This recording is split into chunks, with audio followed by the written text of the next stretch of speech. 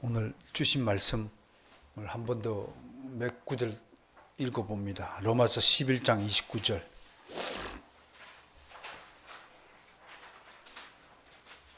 시작. 하나님의 은사와 부르심에는 후회하심이 없느니라. 하나님이 우리를 부르셨어요. 그런데 부르셔놓고 후회하거나 한탄하신 법은 없다. 그만큼 우리를 사랑하신다라는 말씀을 전해드립니다. 데살로니가전서 2장 2절 시작. 이는 너희를 부르사 자기 나라와 영광에 이르게 하신 하나님께 합당히 행하게 하려 합니다. 무엇 때문에 부르셨다고요? 합당하게 행하려 합니다. 뭐에 합당하라고 그럴까요? 잘 들어요. 지금 딴 생각하지 마시고 뭐에 합당하라고 하실까요? 하나님의 진리의 말씀에 합당하게 하려고. 그런 인생 아니면 최고로 불쌍한 인생이에요.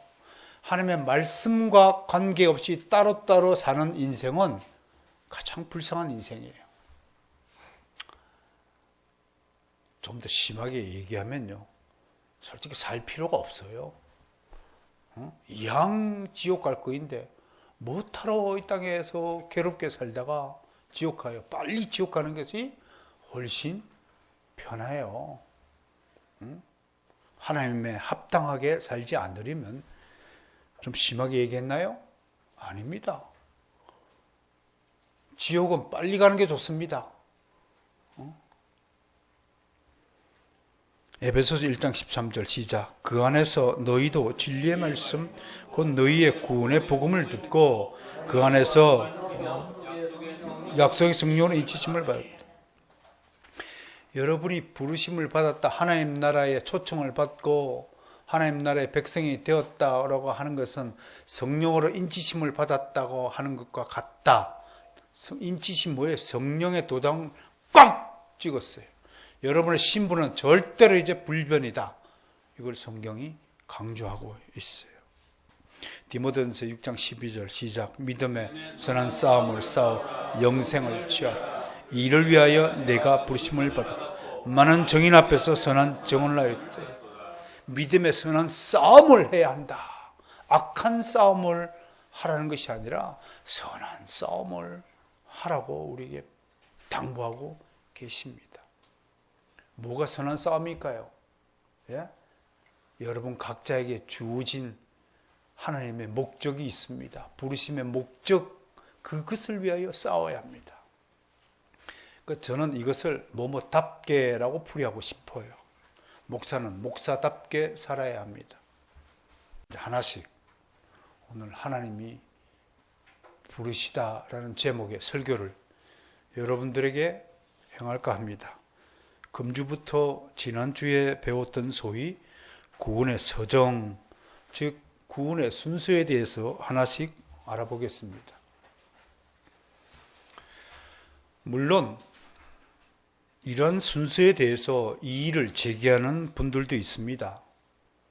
우리 칼빈 선생은 기독교 강요 3권에서 전통적인 구원의 서정보다는 구원의 모든 축복이 주어지는 기초로서 그리스도와의 연합이 더 중요하다. 그래서 그리스도의 연합을 강조하였습니다. 화란, 지금으로 치면 네덜란드죠. 네덜란드를 대표하는 참 좋은 신학자들이 많아요. 아브라함 카이프, 헤르만 바빙크, 워필드, 루이스 볼콥, 또 한 분을 소개하자면 벌가우라는 분이 계세요. 신학 공부하시는 분, 특히 개혁 신학을 공부하시는 분은 이런 정말 좋은 선생님들의 은혜를 잊어버리면 안 돼요. 이분은 성경에는 구원의 서정에 해당하는 요소들이 명확하게 구별되는 구원의 단계들로 제시되지 않고 있다는 점에서 반대했습니다. 예를 들어서 믿음 같은 요소는 구원의 어느 한 지점에 딱 고정되어 있는 것이 아니라 칭의, 성화, 견인 모든 요소에 모든 신자의 삶의 전반에 관련되어 있는 것으로 보아야 한다라고 말했습니다. 그렇듯하죠? 저는 동의합니다. 그러면 성경의 초점이 무엇일까요? 구원의 책이라고 말하는 성경의 초점이 뭐냐? 성경이 말하고자 하는 요점은 여러분 각자의 경험 속에서 어떠한 순서로 파악하느냐 보다는 이러한 요소들로 구성된 구원의 풍요로움을 만끽하라는 것에 있다라고 벌가오는 말하고 있습니다. 구원이라는 이 요소가 얼마나 다양한 것인지 그걸 좀 누려보는 것이 구원의 서정을 공부하는 중요한 목적이 될 것이다. 어떻습니까? 여러분 사과를 하나 먹었다 치면 여러분 사과의 맛이 어때요? 라고 물으면 여러분 각자가 다 틀리게 대답하는 것과 같은 이치입니다. 구원이 무엇입니까? 하나님이 부르신 것입니다 라고 말씀할 수도 있는 사람이 있는가 하면 구원이 무엇입니까? 거듭나는 것입니다 라고 말할 수 있고 의롭게 되는 것입니다, 거룩하게 되는 것입니다 라고 다양하게 말할 수 있다는 측면에서 우린 구원의 서정이라는 이 신학적인 명제들을 풍성하게 배워 익힐 수 있는 기회가 되었다라고 할 것입니다. 무엇보다도 구원의 서정에 대한 학습은 모든 그리스도인들에게 구원에 대한 하나님의 기초적인 지식을 배양시킵니다. 여러분은 지금까지 구원이란 무엇인가에 대해서 명확하게 성경적인 지식으로 대답할 수 있는 준비가 안 되어 있다라고 본다면 준비가 되어 있는 분들은 양해해 주시기를 바랍니다. 또 속으로 나는 다 되어 있는데 나보고는 안 되어 있다고 또 그러면 섭섭 귀신이 들어간 겁니다. 제발 여러분 뭐 조그만 일에 마음을 이렇게 삐뚤어지고 섭섭해지고 토라지고 이런 어린애 같은 일을 빨리 좀 버리시길 바랍니다. 그러면 우리 개혁교회 성도가 아직 되게 미흡하다 봐야 돼요. 개혁교회는 장성한 믿음의 분량을 가진 성도들이 추구하고자 하는 이상적인 교회 모델이잖아요. 아직은 거기에 도달하지 못했다 할지라도 힘써 장성한 믿음의 분량을 가지시기를 함께 노력합시다. 이렇게 교회라는 이 공동체 일에 대해서 여러분들이 담임 목사를 지극히 사랑하시는가 봐요. 그러니까 내가 빨리 죽으라고 나 혼자만 일하게 하고 다 도망가 버리고 그러니까 빨리 하나님 만나보라고 얼마나 사랑하면 저를 이렇게 떠밀입니까? 지금 어깨가 결리고 내가 지금 제정신이 아닙니다. 여러분 성숙한 사람은 이런 때 어떻게 해야 되겠습니까? 함께 마음을 같이 하고 뜻을 같이 하고 힘을 합하고 뜻을 모으고 말 한마디라도 위로하고 격려하고 관심을 표하는 것, 이게 성숙한 신앙인의 모습이라고 할 것입니다. 어찌됐든 구원에 대한 이 서정을 공부해야 한다는 것은 구원을 설명할 수 있는 기초적인 지식을 배양하는 것이다 라고 말해야 될 것입니다. 두 번째, 이 구원의 서정에 대한 학습이 주는 유익이 뭘까? 구원을 확신을 심어준다고 하는 것입니다. 아마 여러분 올해 들어서 이 구원론 특별 설교를 듣고 나시면 여러분들 믿음이 저는 배가 되리라고 믿습니다. 아멘. 저는 여러분들 믿음이 장성한 분량에 이를 것이라고 믿습니다. 그러니까 기대하시고 매주 기대하는 마음으로 오늘은 어떤 것을 또 새로운 지식을 배울 수 있을까? 이러한 일들은 바로선 개혁교회에서만 배울 수 있는 유일한 특권이다 라는 자부심을 좀 가지고 임하시기를 바랍니다. 이 모든 일에 저는 성령님이 직접 개입해 주시고 직접 인도해 주시고 역사해 주시기를 바라고 믿는 바입니다. 오늘은 제일 먼저 등장하는 부르심을 학습하겠습니다. 부르심을 신학 용어로는 소명이라고 합니다. 뜻을 한번 풀이해 보면 하나님의 부르심에 응답하는 것이다. 그렇게 뜻풀이가 됩니다. 영어로는 calling.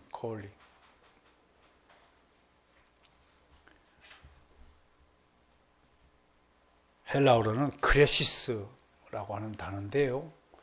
이게 동사가 칼레오라는 단어가 있어요. 이 칼레오가 성경에서 어떻게 쓰여졌느냐라는 것을 좀 살펴볼 필요가 있는데요. 이거는 무엇을 바깥으로 불러낸다라는 뜻입니다. 다시 설명합니다. 동사 헬라가 칼레오합니다. 칼레오는 call out입니다. 무엇을 바깥으로 불러낸다. 그럼 무슨 뜻이냐? 여러 가지 뜻이 있는데요. 이 칼레오라는 단어가 성경에 쓰여질 때 이럴 때 쓰여졌어요. 어두운 세상에서 빛의 세상으로 불러낸다. 조폭의 두목, 조폭 세계에 있는 자식을 가지고 끄집어낸다. 뉴천지 같이 같은 것에서 속아서 있는 우리 자녀들을 가지고 끄집어낸다. 이게 칼레오예요. 좋은 일인가요? 나쁜 일인가요? 하나님이 그럼 우리를 불러주셨다. 우리를 갈레오 해줬다는 거 좋은 일이 일어났다는 거예요? 나쁜 일이 일어났다는 거예요? 좋은 일이 일어났다. 더러운 곳에서 깨끗한 곳으로, 추악한 곳에서 거룩한 곳으로, 죽음이 있는 곳에서 죽음이 없는 영생의 곳으로 불러내어 주셨다. 라는 뜻으로 갈레오라는 단어가 사용이 되었습니다. 아무튼 다시 한번 말씀을 드리지만 하나님이 나를 갈레오 했다고 하는 것은 나에게 아무튼 좋은 일이 일어났다라고 하는 것을 믿으시길 바랍니다. 무슨 얘기하는 거예요? 여러분에게 지금 진짜로 좋은 일이 일어났다는 것을 지금 선포하고 있는 것이에요. 이걸 믿으시길 바랍니다. 그래서 여기 나와 있는 거예요. 교회당에 나와서 주일날 설교 듣는 것이 가장 여러분 인생에 좋은 일이라는 사실을 믿으시길 바랍니다. 본인이 인정하든 아니하든 좋지 않은 상태에서 처한 나를 하나님이 은혜를 베푸셔서 좋은 상태로 바꾸어 놓고자 하신다는 것입니다. 물론 이 부르심에 대해서 반신반의하는 사람들이 역사 가운데 수두룩했습니다. 예를 들어서 누가 갑자기 내게 다가와서 당신에게 가장 좋은 선물을 주겠다고 하면 쉽게 그 사실을 믿고 받아들이지 못한다고 할 것입니다. 그러나 여러분 모두가 하나님으로부터 부르심을 받은 자임을 이 자리에서 다시 한번 믿음으로 고백하고 선포합니다. 즉 그리스도인과 하나님의 부르심을 받은 자는 동의합니다. 다시 말합니다. 여러분들이 그리스도인이라는 사실을 스스로 믿습니까? 그러면 여러분 하나님의 부르심을 받은 자 크레시스 했다는 사실을 믿으시길 바랍니다. 성경에 이렇게 되어 있어요. 로마서 1장 6절을 제가 읽어드리죠. 너희도 그들 중에서 예수 그리스도의 것으로 부르심을 받은 자니라. 여러분이 누구라고요? 가서 전했습니다. 나는 그리스도의 것으로 부르심을 받은 자입니다. 로마서 1장 6절에서 그렇게 되어 있어요. 고린도전서 1장 2절과 3절 이거 한번 찾아서 같이 읽어볼까요? 고린도전서 1장 2절에서 3절입니다.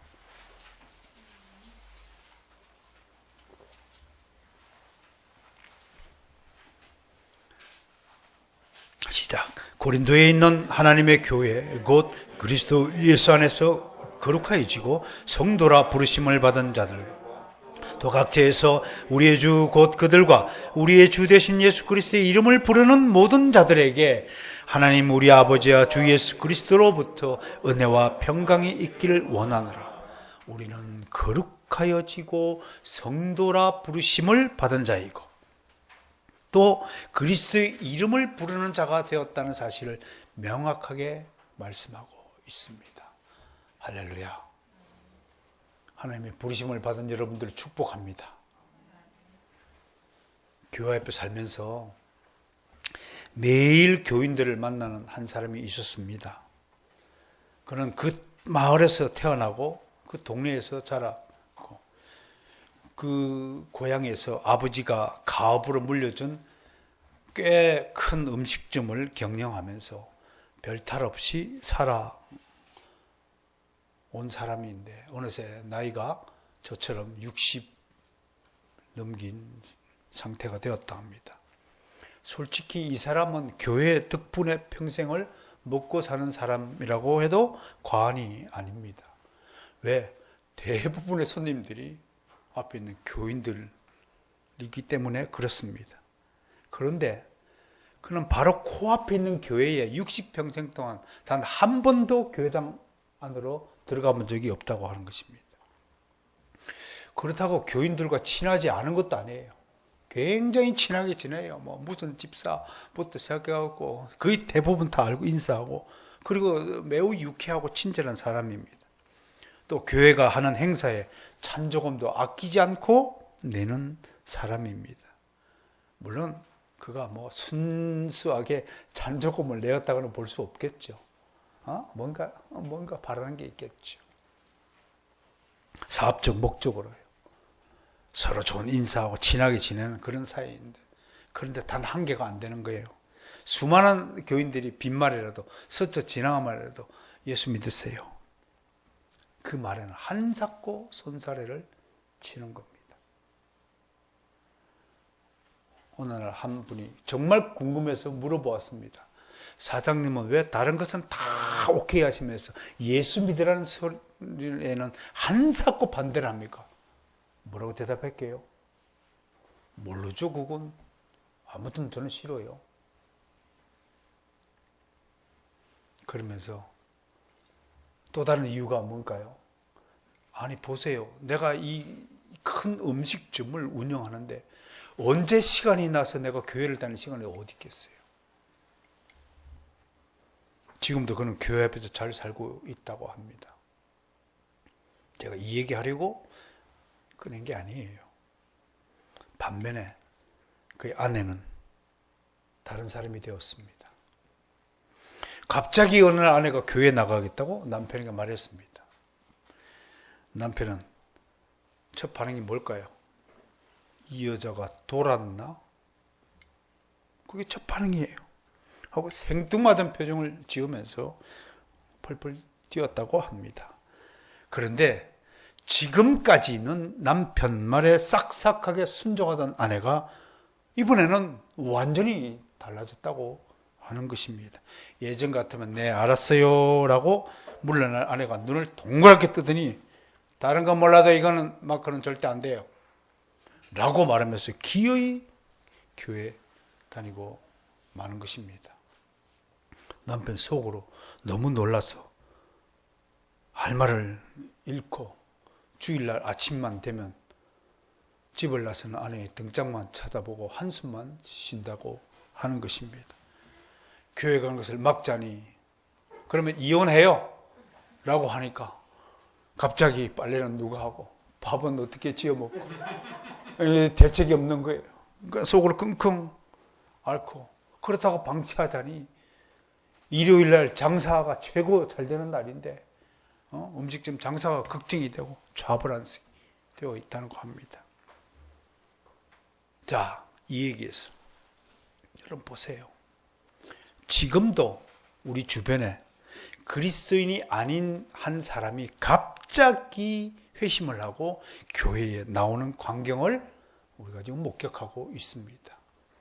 물론 숫자적으로는 옛날보다는 훨씬 더 줄어들긴 마찬가지지만 그래도 가뭄에 콩나듯이 지금도 복음을 듣고 마음의 변화를 받아서 교회에 나옵니다. 왜 이런 일이 일어날까요?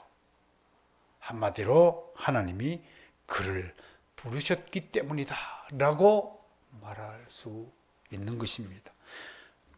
좀 더 신학적으로 설명하면 이렇게 설명할 수 있습니다. 하나님의 때가 이르자. 이때 때를 따라서 카이로스. 하나님의 카이로스, 하나님이 작정해 두시고 계획해 두시고 선택해 두신 그때 카이로스가 딱 이르자 예정 가운데 선택해 두었던 하나님의 예정 가운데 택함을 받은 사람을 하나님이 하나님의 나라로 부르신다 라고 하는 것입니다. 자, 이해가 됐습니까? 어디로 부른다고요? 하나님 나라로 부르시기. 그럼 우리는 부르심 받기 전에는 어느 나라에 살고 있었다는 것입니까? 이 나라를 세상 나라라고 말할 수 있는 것입니다. 그런데 우리를 하나님 나라로 부르신 것입니다. 자, 이 나라, 이 하나님의 나라는 지금까지 몸담고 있었던 세상 나라와는 판이하게 다른 나라입니다. 이 나라는 인간의 능력으로 들어가는 나라가 아닙니다. 이 나라는 돈을 주고 살 수 있는 나라도 아니며 높은 지위를 이용해서 백을 써서 들어가는 것도 불가능하며 우연히 소 뒷걸음치다가 요행이나 행운으로 들어가는 나라도 아니고 기발한 재주나 기술을 발휘하여 들어가는 나라도 아니고 인물이 잘생겼다고 노래를 잘한다고 춤을 잘 춘다고 해서 들어가는 나라가 아닙니다. 무엇보다도 이 나라는 눈에 보이지 않는 나라이기 때문에 주민등록증을 발급해서 어떤 신분을 보장한다거나 여권이나 비자 같은 입국 허가증을 발급해 주지도 않는 나라입니다. 그런데 놀라운 사실은 이 나라는 실제로 존재하고 영원히 존재한다는 것입니다. 무엇보다도 특이한 것은 오직 이 나라에 들어갈 수 있는 사람이 누구냐? 하나님의 부르심을 받아 예수 그리스도를 구주로 믿고 영접한 사람들이 들어가는 나라라고 하는 것입니다. 예수 그리스도를 믿고 영접하는 것. 그럼 이 믿음도 스스로 노력해서 쟁취한 것이 아니라 믿어지도록 성령께서 역사하셨다는 것입니다. 이 믿음, 이 믿어지도록 성령께서 역사하시는 이 믿음을 신학적으로 따라서 합시다. 믿어지는 믿음. 이 믿어지는 믿음을 여러분이 부르심과 함께 동시에 받았다는 것을 주님의 이름으로 선포합니다. 할렐루야. 그러니까 여러분들이 어떤 위대한 선물을, 은혜의 선물을 받은 존재인가를 아셔야 하는 것입니다.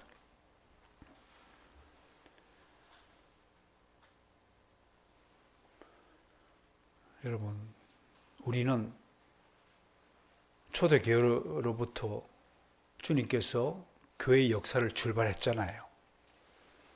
초대교회 500년 동안 정말 많은 이단들이 교회를 무너뜨리고자 시도했죠. 그럼에도 정말 주님의 보호하심으로 초대교회가 조직교회로 되어서 점점 전 세계로 확산되어지면서 덩치를 크게 하고 내실을 귀하고 조직교회로 커갔습니다. 그 교회가 가톨릭 교회라는 이름으로 한 1000년 동안 중세 때까지 유지가 되었습니다. 그런데 이 가톨릭 교회가 하나님의 말씀의 진리의 법을 떠나서 그냥 사람들의 입맛에 맞는 종교로 변질되었습니다. 할 수 없이 하나님은 이 교회를 새롭게 개혁해야 될 필요가 있었습니다. 그것을 우리가 종교개혁이라고 하는 것입니다. 이 종교개혁으로 나타난 새로운 교회, 새로운 믿음의 하나님의 백성들을 개혁파라고 말하는 것입니다. 그것을 우리가 개신교회라고 말하는 것입니다. 사람들은 개신교회가 마치 무슨 범죄 집단인 것처럼 마구 공격하지만 그 모든 것은 사탄의 술수입니다. 하나님이 세우신 새로워진 이 개혁파 교회는 절대로 넘어지지 않을 것입니다. 다만 징계는 받아야 될 것입니다. 우리의 행위를 보면 그렇다고 하는 것입니다. 이 개혁파의 교회를 떠받치는 중요한 신학적인 지주가 뭐냐면 그 개혁주의 신학이라고 말하는 것입니다. 이 사상으로 우리는 성경을 읽고 묵상하고 연구하고 그리고 이 신학을 토대로 생성된 신앙을 소중히 하고 거룩하게 여기는 것입니다. 그런데 이 개혁파 신앙을 반대하는 세력들이 역사에서 늘 있었습니다. 그들은 스스로 노력해서 믿음을 가질 수 있다라고 말하는 세력들이었습니다. 사랑하는 성도 여러분, 인본주의자들, 자유주의자들, 지금도 여러분들이 노력해서 구원을 쟁취하라고 가르치고 있습니다. 구원은 그렇게 해서 얻어지는 것이 아니라는 사실을 다시 한번 설명합니다. 내가 공부하여서 믿음을 가지는 것이 아닙니다. 정말 놀랍게도 나는 믿음을 가질 만한 아무런 자격도 없는 사람이었습니다. 그런데 구원을 받고 그리스도인이 되고 나서 나를 바라보니 영원전에 하나님이 나를 택하여 주셔서 이 시대, 이 땅에 태어난 나를 지목하시고 나를 불러서 영원한 하나님 나라의 백성이 되도록 허락하여 주신 것이라는 것입니다. 그러므로 인본주의자들은 늘 이렇게 주장합니다. I did it myself, by myself. I did it by myself. 무슨 뜻이냐면 항상 내 힘으로 그걸 했다고 말하고 있는 것입니다. 사랑하는 성도 여러분, 여러분들이 이 개혁파 교회, 정말로 개혁신학 사상 위에서 여러분들의 신앙 생활을 하고자 하시는 여러분들은 모든 것이 하나님의 조력과 하나님의 의에서 이끌림을 받았다는 것, 여러분들이 가지고 있는 그 믿음도 은혜의 선물로 받았다는 사실을 믿고 고백하는 여러분이 되시길 바랍니다. 그렇다고 당신만 하나님이 부르신 것이 아닙니다. 하나님은 하나님의 나라를 세우기 위해서 하나님의 백성들을 선택하여 하나씩 개별적으로 개인적으로 부르십니다. 그러므로 하나님의 나라에서는 한 분 하나님과 하나님의 백성들이 영원히 함께 살아가는 것입니다. 이에 대해서 하나님은 먼저 이스라엘 백성을 택하시고 그들을 모델로 삼아서 하나님 나라의 백성들이 어떤 백성인가를 우리에게 미리 가르쳐 주셨습니다. 레위기 26장 12절에서 이렇게 말씀했습니다. 나는 너의 하나님이 되고 너희는 나의 백성이 되리라. 이게 하나님이 이스라엘 백성을 택하신 목적이었고 이유였습니다. 그러므로 하나님이 당신의 백성들을 부르신다는 것은 하나님의 나라를 세우시겠다는 선언이자 개인적으로는 하나님 나라의 초청장을 발급하는 일과 같다고 하겠습니다. 그 초청장을 받는 순간에 그 안에 믿음이라는 선물이 탁 주어졌다는 것입니다. 그 믿음이라는 선물을 받자마자 눈에 보이지 않는 천국행 티켓을 딱 손에 쥐었다고 설명할 수 있을 것입니다. 하나님의 부르심의 방식과 모양들은 매우 다양합니다. 아브라함처럼 믿음의 조상으로 부르시고, 모세처럼 한민족의 최고의 지도자로 부르시고, 다윗 같은 이런 한 국가의 왕으로 부르시고, 또 부살렐 기억나십니까? 부살렐 최고의 장인이잖아요. 최고의 금속 기능 보유자잖아요. 그런 사람들을 통해서 이 최고의 전문 기술자로 불러져서 성전을 아름답게 짓도록 하시고, 어떤 사람은 사사로 부르시고 선지자로 부르시고, 어떤 사람은 성전을 섬기는 레위인으로 부르시고, 어떤 사람은 사도요, 목사요, 교사요, 장로요, 집사로 부르시는 것입니다. 그러나 이 모든 부르심이 가리키는 하나의 목표 지점이 뭐냐면 구원입니다. 구원을 위해서 부르시는 것입니다. 그러면 구원이 가리키는 목적은 뭐냐? 영생입니다. 그러면 영생이 가르치는 목적이 뭐냐? 하나님과 영원히 하나님 나라에서 살기 위해서 영생을 주시는 것입니다. 여러분 가운데 내가 영생을 소유했다고 정말 확실한 사람이 있다면 그분은 정말 대단한 믿음의 분량을 가진 것이라고 말해도 손색이 없을 것입니다. 하나님은 하나님 나라를 세우시기 위해 이렇게 영원전에 비밀리에 택하여 두신 당신의 자녀들을 때에 맞추어 부르시어서 위대한 구원사에게 동참하게 한다는 것입니다. 그러므로요, 내가 개인적으로 구원을 받았다고 하는 것과 내가 하나님 나라의 백성으로서 구원사에게 동참하는 것은 서로 분리될 수 없는 사역이라고 하는 것입니다. 다시 말해서 내가 개인적으로 사는 것과 내가 하나님 나라의 일원, 공동체의 일원이 되어서 하나님 나라를 위해서 서로 협력하고 공동체의 일원으로서 함께 사역하는 것이 맞물려 있다고 하는 것입니다. 그러므로 그리스도인은 이제는 이기적인 존재가 될래야 될 수가 없다는 것을 말씀하는 것입니다. 나를 위해서 살아서는 아니 된다는 것을 말씀합니다. 영원한 공동체의 일원이 되었다고 하는 것입니다. 나라는 한 개체의 존재 이유와 목적을 이 속에 포함시키고 있다는 것입니다. 다시 말해서 그리스도인은 구원을 받은 이후부터는 이제 나를 위한 삶이 되어서는 아니 된다고 하는 것입니다. 그것이 하나님이 부르신 목적이라고 하는 것입니다. 뭘 위해 살아야 됩니까? 하나님 나라와 그 영광을 위하여 살아야 한다는 것입니다. 그러면 미안하지만 우리의 삶을 보세요. 99%는 나를 위한 삶입니다. 99%는 내가 나에게 좋은 일을 위하여 지금 시간을 투자하고 모든 머리와 생각을 다 그쪽으로 쏠려가고 있습니다. 그런데 앞에 음식점 사장님처럼 하나님의 부르심을 다 듣고 응하는 것이 아닙니다. 물론 하나님의 말씀은 모든 사람의 귀에 들리도록 역사하십니다. 그런데 하나님의 말씀을 듣고 믿음을 가지고 주 예수 그리스도를 영접하는 사람은 그다지 많지 않습니다.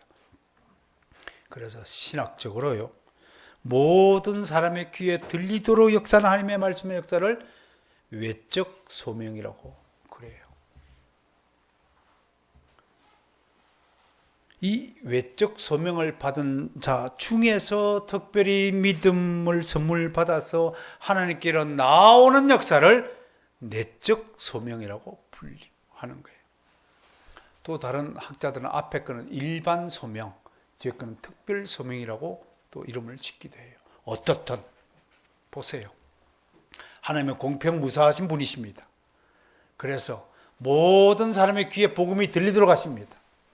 오늘도 여러분들의 귀에 하나님의 말씀의 진리가 선포되어지도록 다 역사하십니다. 그런데 이 중에도 정말로 하나님의 말씀을 진심으로 듣고 아멘 하고 반응하는 사람이 있는가 하면 한 귀를 듣고 한 귀로 흘리는 사람이 있을 것입니다.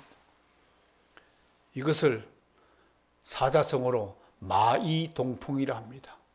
말 맞자에 귀 있자. 말이 사람의 말을 들으면 동쪽에서 바람이 부는가 보다 하고 생각을 한다 이겁니다. 무슨 소리예요? 뭔 얘기를 하는 거예요? 귀는 열려서나 하나님의 말씀의 진리가 귀에 들리지 않고 뭔 소리를 잡소리를 하는가? 라고 생각이 든다고 이겁니다. 이게 외적 소명을 받은 사람의 특징입니다. 그런데 놀랍게도 내적 소명, 이건 성령께서 안에서 조명하시고 성령께서 역사하시니까 이야, 그 말씀이 이 말씀이구나 라고 깨달아진다고 하는 것입니다. 그러면 왜 모든 사람의 귀에 하나님의 말씀을 들려주느냐? 왜 외적 소명의 복음을 모든 사람에게 차별 없이 하느냐? 나중에 이 사람들이 하나님께 따지고 들까 봐.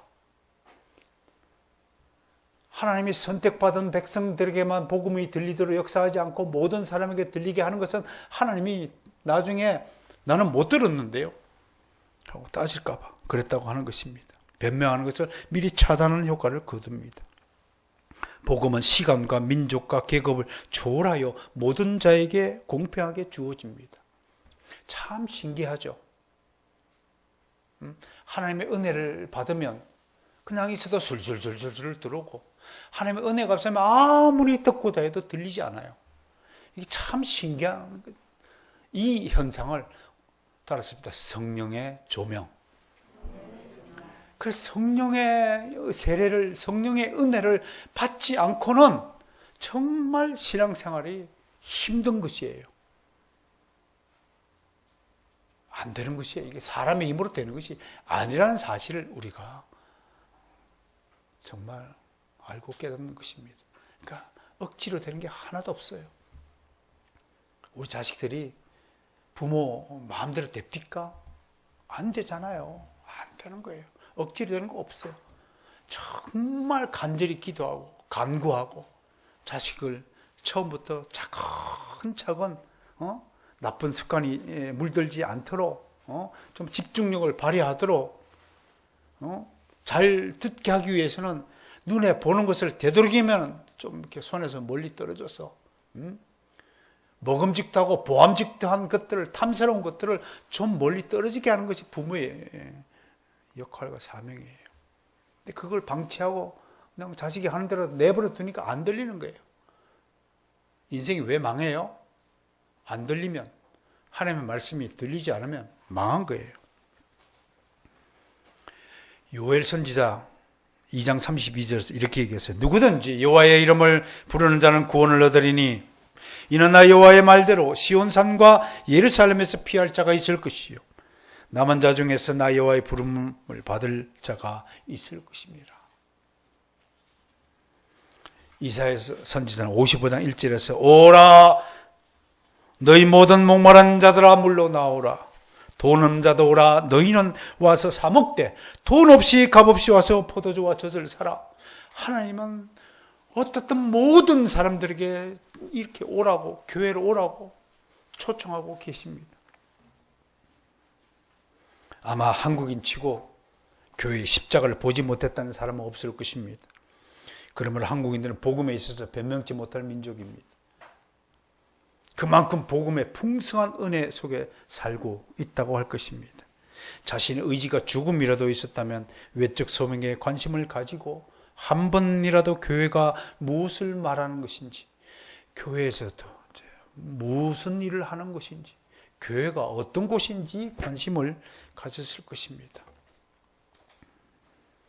어떤 사람은 그럼 조선시대 때 살았던 사람들은 복음을 듣지도 못했는데 아예 복음을 듣지도 못하고 죽었는데 이것은 너무 불공평한 일이 아닌가 하고 반문합니다. 그러나 이런 생각 자체가 인간적인 차원에서 진행되는 생각이라고 하는 것입니다. 누구를 구원시키느냐 구원시키지 않는 것은 우리의 주권이 아니라 오직 하나님의 주권이라고 하는 것입니다. 하나님만이 결정하시고 선택하시고 부르시어 구원을 시키는 권한을 가지셨습니다. 고려시대와 조선시대를 살았던 사람들에게 복음이 들리지 않게 하신 것도 하나님의 주권적인 역사요 섭리라는 것입니다. 그것이 하나님의 뜻과 계획이라고 하는 것입니다. 자유주의자들은 그건 너무 불공평하다 하고 계속 인간적인 차원에서 이걸 논하고 있습니다. 제가 예를 들었죠. 우리 모두는 사형당해도 죽어도 할 말이 있는 사람이다? 아니다? 아니다. 우리는 다 지옥 가야 될 사람들입니다. 10명의 사형수가 있다고 칩시다. 국가의 대통령이 특별 사명권을 말해서 10명을 다 살려줄 수도 있고 1명만 살려줄 수도 있고 다 죽일 수도 있습니다. 그건 고난을 가진 사람의 주권에 속하는 것입니다. 그 누구도 그 주권을 침범할 수 없는 것입니다. 그런데 1명 살려줬다고 나머지 9명이 왜 쟤는 살려주고 나는 사형시키느냐고 항의할 수 있습니까? 원래 다 죽어야 되는데 여러분의 10명의 자식이 있는데 다 정말 사형 10번 시켜도 모자랄 만큼 중대한 범죄를 저지른 사람인데도 불구하고 그 자손을 불쌍히 여겨서 재판장이 한 명만 살려주겠다고 하면 여러분들은 항의해야 됩니까? 감사해야 됩니까? 만약 항의한다면 그건 인간도 아닙니다. 아마 그렇게 항의하면 하나님 다 죽일 것이 아니겠습니까? 이러한 결정은 가장 완전한 결정이며 가장 영광스러운 판단이시며 가장 인간에게 유익한 선택의 결과입니다. 전지전능하시고 완전하신 하나님의 모든 행위를 두고 어떤 인간이 감히 하자가 있고 불공평하다고 반문한다는 말입니까? 만약 이런 의문을 제기하는 사람은 인간들이 어떤 돼지는 도축하여 고기를 먹고 어떤 돼지는 생명이 다할 때까지 살려둔 것을 두고 돼지들이 불평할 수 있다는 논리를 제거하는 것과 마찬가지입니다. 이에 대해 사도 바울의 논리를 명쾌합니다. 제가 읽어드리죠. 로마서 9장 20절 21절에서 이 사람아 네가 누구이기에 감히 하나님께 반문하느냐. 지음을 받은 물건이 지은 자에게 어찌 나를 이같이 만들었느냐 하겠느냐. 저는 어렸을 때 눈을 이렇게 조그맣게 만들어준 하나님을 원망했습니다. 왜 이렇게 눈을 크게 쌍꺼풀을 지어갖고 멋지게 짓지 않고 이렇게 단추구멍 같은 눈을 만들어가지고 놀림을 당하게 했냐고 어릴 때 했습니다만 제가 가만히 목사가 되고 보니 깨달은 것이 있어요. 내가 쌍꺼풀이 있었으면 영화 배우로 나같이 목사가 되었겠습니까? 웃질 않으시네.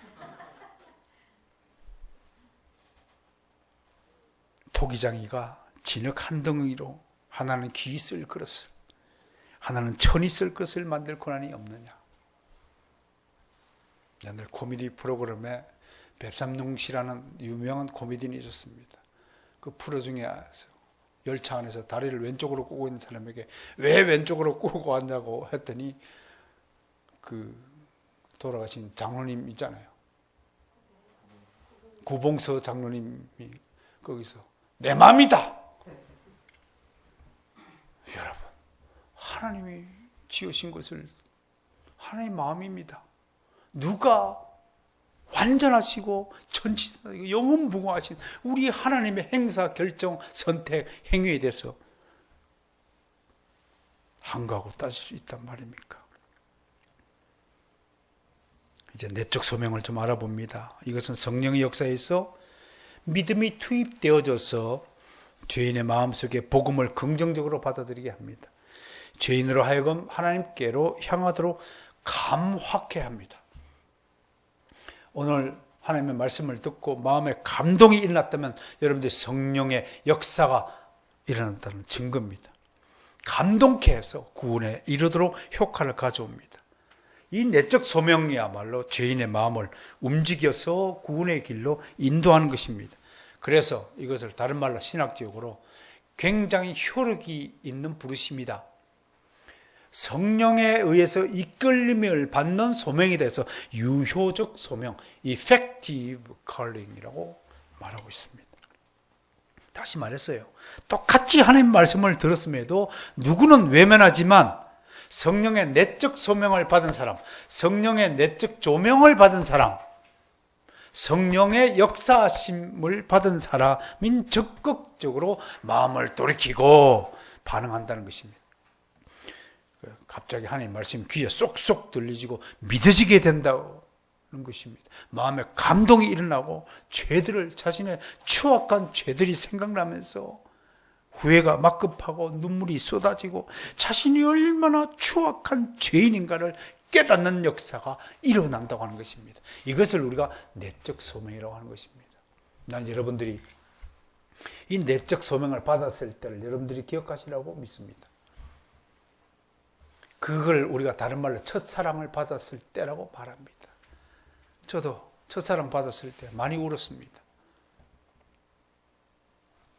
그 첫사랑을 잊지 마시길 바랍니다. 그 눈물이 여러분들의 죄악을 씻어내는 그 고귀하고 그 위대한 눈물을 하나님은 다 보존하고 계신다는 사실을 잊지 마시길 바라요. 여러분들 정말 소중하신 분들이에요. 하나님의 입장에서 여러분 한 분 한 분의 그 눈물을 통해서 하나님은 여러분들의 죄들을 씻어 주셨습니다. 정말 이 부르심은 놀랍습니다. 이 놀라운 부르심으로 우리 모두 그리스도인이 되었습니다. 이 부르심으로 우리는 각자 하나님의 자녀라는 사실을 알게 되었고 세상에서 구별되어지면서 동시에 세상 나라 소속에서 하나님 나라의 일원이 되었다고 하는 것입니다. 성경은 이 부르심을 이렇게 표현하고 정언하고 있습니다. 하나씩 따라서 성경을 찾으면서 불러보겠습니다. 첫 번째, 하나님의 뜻대로 부르심을 입었다. 로마서 8장 28절입니다.